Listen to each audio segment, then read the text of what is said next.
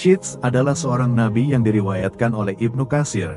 Nabi Syits adalah putra Nabi Adam dan tidak termasuk dalam 25 nabi dan rasul yang tersebut dalam Al-Quran. Imam Ibnu Katsir mengatakan dalam Qasas Al-Anbiya yang diterjemahkan oleh Saifullah M.S., Syits artinya anugerah Allah. Nama tersebut diberikan karena Nabi Adam alaihi salam dan Siti Hawa mendapatkan karunia putra tersebut setelah terbunuhnya Habil di tangan saudaranya sendiri yaitu Qabil. Syits lahir 5 tahun setelah Habil dibunuh oleh Qabil, yakni 235 tahun setelah Adam diturunkan dari langit ke bumi. Adapun menurut sebuah riwayat Syits adalah keturunan Adam, sedangkan Yafet adalah saudara seimannya. Saat Nabi Syits dilahirkan, Nabi Adam berusia 930 tahun. Wasiat diberikan kepadanya karena beliau memiliki kelebihan dari segi keilmuan, kecerdasan, ketakwaan dan kepatuhan dibanding anak Nabi Adam yang lain. Begitu mulia Nabi Syits hingga ia diamanahkan untuk menjaga nur Rasulullah sampai akhir hayatnya. Allah juga menunjuk Syits sebagai nabi dan menurunkan atasnya 50 sahifah yang di dalamnya terdapat dalil-dalil, hukum, sunnah, fardu serta syariat-syariat dan batasan hukum Allah.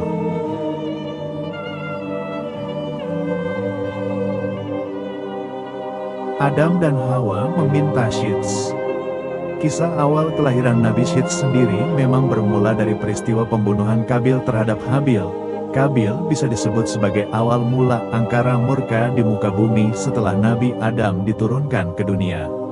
Setelah Adam mengetahui Habil terbunuh, selama setahun dia tidak tertawa dan tidak bergaul dengan Hawa. Maka Allah berfirman kepadanya, "Hai Adam, sampai kapan tangisan dan kesedihan ini? Sesungguhnya aku akan memberikan pengganti dari anak itu untukmu dengan anak yang terpercaya dan akan menjadi nabi, dan dari keturunannya akan kujadikan para nabi hingga hari kiamat. Tandanya adalah dia akan dilahirkan sendirian, tidak mempunyai saudara sekandung. Apabila lahir anak itu namailah dia Syits." Ketika Hawa mengandung sang anak yakni Syits, kandungannya tidak terasa berat dan dia melahirkannya tanpa dengan susah payah. Hawa melahirkan Syits beberapa tahun setelah terjadinya pembunuhan Habil oleh saudaranya sendiri, yaitu Qabil. Dalam kitab Qasas Al-Anbiya sebagaimana diceritakan Salim Umar Alatas disebutkan, Nabi Adam sempat menderita sakit selama 11 hari sebelum wafat. Saat masih sakit Nabi Adam berwasiat kepada Syits untuk meneruskan wasilah kenabian. Syits menerima beberapa wasiat dari ayahnya termasuk perintah untuk memerangi Qabil yang durjana. Nabi Adam memberitahukan Syits tentang akan terjadinya topan dan kehancuran alam. Selain itu diajarkan pula kepadanya tentang waktu-waktu ibadah dalam sehari semalam.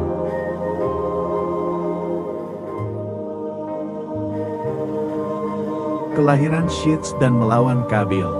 Dikeluarkan juga seutas tali dari sutera yang memuat gambaran tentang para nabi dan orang-orang yang akan menguasai dunia.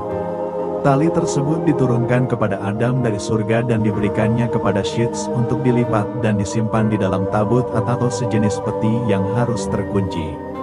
Adam lalu mencabut beberapa lembar rambut dari janggutnya dan meletakkannya ke dalam tabut sambil berkata, "Hai anakku, ambillah rambut-rambut ini, dan bawalah bersamamu ketika menghadapi urusan yang penting. Rambut-rambut ini akan membantumu mengalahkan musuh selama masih ada bersamamu. Apabila engkau melihat rambut-rambut tersebut memutih, maka ketahuilah bahwa ajalmu telah dekat dan engkau akan meninggal pada tahun itu." Kemudian Nabi Adam mencopot cincinnya dan memberikannya kepada Syits serta menyerahkan tabut dan suhuf yang telah diturunkan kepadanya. Adam berkata, "Wahai anakku, perangilah saudaramu Qabil, sesungguhnya Allah akan menolongmu untuk mengalahkannya." Demikianlah wasiat terakhir yang disampaikan oleh Adam kepada anaknya, yaitu Syits. Hal itu kemudian berujung pada peperangan pertama di muka bumi setelah Nabi Adam diturunkan ke dunia. Dalam peperangan tersebut, Qabil kalah dan akhirnya menjadi tawanan. Kedua tangan Qabil dibelenggu ke atas pundak dan ia ditahan di tempat yang sangat panas hingga meninggal.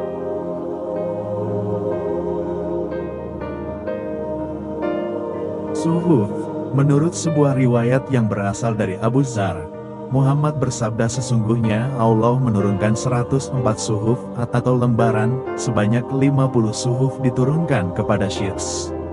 Ibnu Katsir mengatakan bahwa Muhammad bin Ishaq berkata, ketika Adam hendak wafat, beliau berwasiat kepada putranya yaitu Syits, dan mengajarkan kepadanya waktu malam dan siang. Adam juga mengajarinya ibadah pada waktu-waktu tersebut, dan memberitahukan kepadanya akan terjadi angin topan setelah itu. Dalil yang menerangkan tentang turunnya suhuf dan kitab terdahulu ini disebutkan dalam surah Al-A'la ayat 18 dan 19. Allah berfirman sesungguhnya ini terdapat dalam kitab-kitab yang dahulu, yaitu kitab-kitab Ibrahim dan Musa. Isi suhuf Nabi Syits menerangkan seputar dalil-dalil Allah, fardu-fardu, hukum-hukum, sunnah-sunnah, syariat-syariat dan batasan-batasan hukumnya. Nabi Syits kemudian membacakan isi kandungan suhuf yang diterimanya dan mengajarkannya kepada Bani Adam. Nabi Syits tumbuh sebagai pribadi yang memiliki akhlak mulia. Beliau bahkan diutus menjadi nabi dengan membawa ajaran yang Allah berikan padanya. Hingga Allah mengirimkan sosok bidadari yang cantik dan rupawan kepadanya, Syits pun memilih bertempat tinggal di Mekah agar bisa melakukan ritual haji dan umrah di sana. Dia membangun kembali Ka'bah dengan lumpur kental dan tumpukan bebatuan. Ketika jatuh sakit dan menjelang ajalnya, Syits menetapkan putranya yaitu Anus sebagai pelaksana wasiatnya. Syits meninggal pada usia 912 tahun dan dikuburkan di samping makam orang tuanya, di dalam gua Gunung Abu Qubais.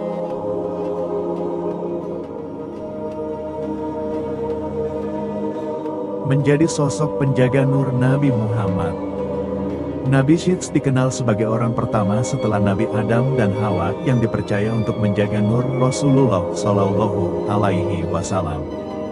Dalam salah satu riwayat disebutkan bahwa Allah menciptakan nur Nabi Muhammad sebelum menciptakan Adam, Hawa serta alam semesta dan isinya.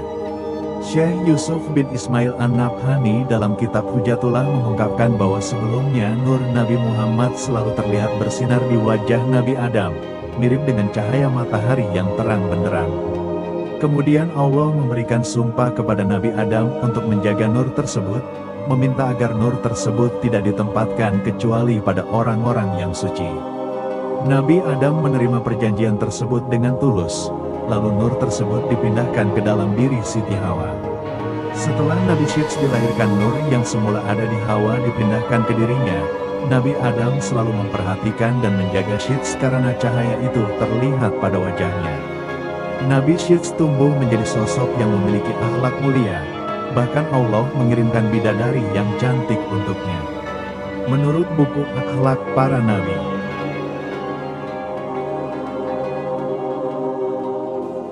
memisahkan dunia manusia dan jin. Nabi Syits mempunyai risalah memisahkan dunia manusia dan dunia jin. Berkat risalah beliau, Allah kemudian memisahkan alam manusia dengan alam jin. Sebelum Syits bertugas, dahulu masih bisa dilihat jin atau syaitan yang berkeliaran. Jarak mereka dengan manusia tidak ada. Belakangan Adam telah diperlihatkan jumlah manusia, angka keturunannya yang bertambah. Kemudian Nabi Adam berdoa semoga ada di antara anaknya yang melanjutkan risalah. Kemudian terpilihlah di antara anaknya yakni Syits menjadi orang yang menutup pandangan manusia melihat jin. Nabi Syits diizinkan oleh Allah mendapatkan wasilah dari Nabi Adam. Hal ini tak Nabi Adam sampaikan kepada Qabil. Secara diam-diam Syits diajarkan Nabi Adam mengenai ilmu rahasia itu. Syits kemudian bergerak dan berdakwah berbagai pulau. Seperti yang sudah disebutkan, keistimewaan Nabi Syits adalah Nabi Syits memiliki beberapa kelebihan dari segi keilmuan, kecerdasan, ketakwaan dan kepatuhan dibanding anak-anak Nabi Adam yang lain. Begitu mulia Nabi Syits sehingga beliau diamanahkan untuk menjaga nur Rasulullah Shallallahu Alaihi Wasallam sampai akhir hayatnya.